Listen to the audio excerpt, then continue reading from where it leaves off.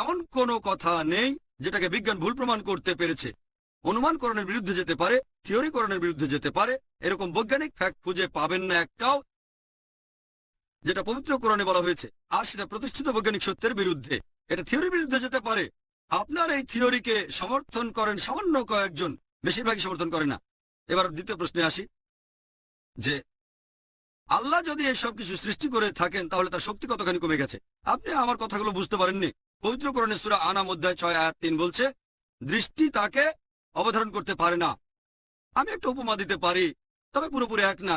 একটা সমুদ্র থেকে যদি এক ফোঁটা পানি তুলে নেন, পানির স্তর কতখানি নিচে নেমে যাবে? কতখানি? তারপরও এত কিছুর পরেও আল্লাহ সৃষ্টির পরে তার শক্তি কতখানি কমে গেছে আর সমুদ্রের পানি কতখানি কমে গেছে, এদের মধ্যেকার ব্যবধান অসীম। সমুদ্রের স্তর হয়তো 0.0000 এভাবে একটা জায়গায় এসে শেষ হবে, তবে আল্লাহ সুবহানাহু ওয়া তাআলার ক্ষেত্রে এটা একেবারে সামান্য পরিমাণও কমবে না। তিনি সর্ববিষয়ে সর্বশক্তিমান। এটাই আল্লাহ সুবহানাহু ওয়া তাআলা।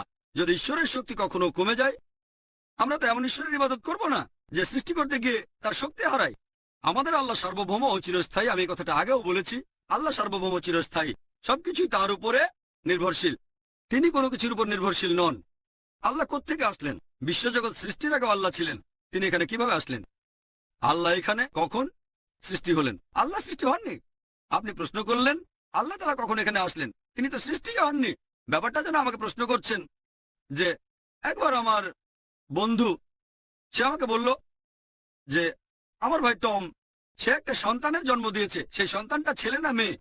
আমি মেডিকেল ডাক্তার হিসেবে জানি পুরুষ সন্তান জন্ম দিতে পারে না। তাহলে সন্তানটা ছেলে না মেয়ে? প্রশ্ন আসছে কেন?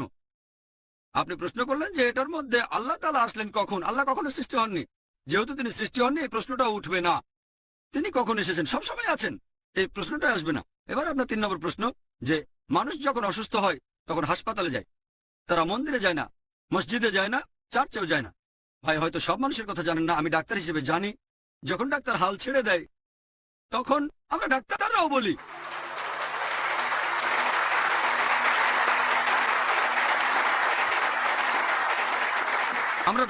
বলি হুয়া শাফি, একমাত্র তিনি আরোগ্য দেন। তার মানে এই না যে অসুস্থ হলে শুধু মন্দিরে যাব। পবিত্র কোরআন বলছে সূরা নাহাল অধ্যায় 16 আয়াত 43, এছাড়াও সূরা ফুরকান অধ্যায় 25 আয়াত 59, যদি তোমরা না জানো জ্ঞানীদের জিজ্ঞেস করো যে এক্সপার্ট। যদি অসুস্থ হয়ে পড়েন আল্লাহর কাছে দোয়া করার পাশাপাশি এমন কারো কাছে যান যিনি মেডিসিনে এক্সপার্ট, ডাক্তারের কাছে। কোরআন সে কথা বলছে। তবে কোনো ডাক্তারের কাছে যাওয়ার পরেও আল্লাহর উপর ভরসা রাখেন, কারণ তিনি আপনাকে আরোগ্য দেবেন, সেখানে কোনো ডাক্তার থাকুক বা না থাকুক। আল্লাহ সুবহানাহু ওয়া তাআলা বলেছেন, তোমরা অন্ধভাবে কিছু বিশ্বাস করো না। কোন মুসলিম বিশেষজ্ঞ কখনোই এটা বলবেন না যে অসুস্থ হলে ডাক্তারের কাছে যাবেন না। ডাক্তারের কাছে যাবেন, তবে আসলে আরোগ্য করবেন আল্লাহ সুবহানাহু ওয়া তাআলা। সেজন্য সব ডাক্তারই যখন সব জ্ঞান আর সব ওষুধ ব্যর্থ হয়ে যায়, তারা বলেন এটা শুধু আল্লাহই আপনাকে বাঁচাতে পারেন। প্রশ্ন করলেন আপনারা বিশ্বাস করেন যে চাঁদ, সূর্য, গাছ এরা ঈশ্বর নয়? ঈশ্বর সব জায়গাতেই আছেন। যেহেতু ঈশ্বর সব জায়গাতেই আছেন, সেজন্য আমরা তার উপাসনা করি। ইসলামে ব্যাপারে কি বলে? পবিত্র কোরআন আমাদের বলছে, যেদিকেই আপনি চোখ ফেরাবেন আপনি খুঁজে পাবেন আল্লাহ সুবহানাহু ওয়া তাআলাকে। আল্লাহ সব জায়গাতে আছেন। তবে এই কথাটার মানে কি? আল্লাহ কি শারীরিকভাবে উপস্থিত আছেন?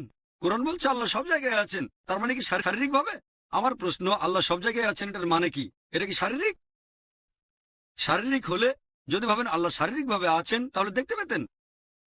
মানুষের চোখ দিয়ে আল্লাহকে দেখা যায় না, এটা শারীরিক না। আল্লাহর জ্ঞান আছে সব জায়গায়। আল্লাহর জ্ঞানটা সব জায়গায় আছে। আল্লাহ সবকিছুকে নিয়ন্ত্রণ করেন, তবে শারীরিকভাবে তিনি সব জায়গায় নেই। সেজন্য পবিত্র কোরআনে যুক্তি দিয়েছে সূরা শুরা অধ্যায় 42 আয়াত 11, লাইসা কামিসলি শাই, কোনো কিছুই তার সাদৃশ্য নয়। তার সাদৃশ্য আর কোনো কিছুই নেই। আমি আপনাকে বলছি, যখন সূর্যের উপাসনা করেন তাহলে কি ঈশ্বর শুধু সূর্যের মধ্যে আছেন আর কোথাও নেই? অথবা ধরেন মানলাম আপনি বললেন ঈশ্বর সব জায়গায় আছেন, তর্কের খাতিরে মানলাম, তাহলে তো ঈশ্বরের একটা অংশের উপাসনা করছেন। একটা গাছ, বিশ্বজগতের তুলনায় গাছটা অনেক ছোট, তাহলে তো ঈশ্বরও অনেক ছোট, শুধুমাত্র গাছের মধ্যেই, শুধুমাত্র সাপের মধ্যেই। সেজন্য যদি উপাসনা করতে হয় তাহলে সত্যিকারের ঈশ্বরের উপাসনা করেন। আল্লাহ সুবহানাহু ওয়া তাআলার জ্ঞান সব জায়গাতে উপস্থিত আছে, তবে তিনি শারীরিকভাবে নেই। আশা করি উত্তরটা পেয়েছেন।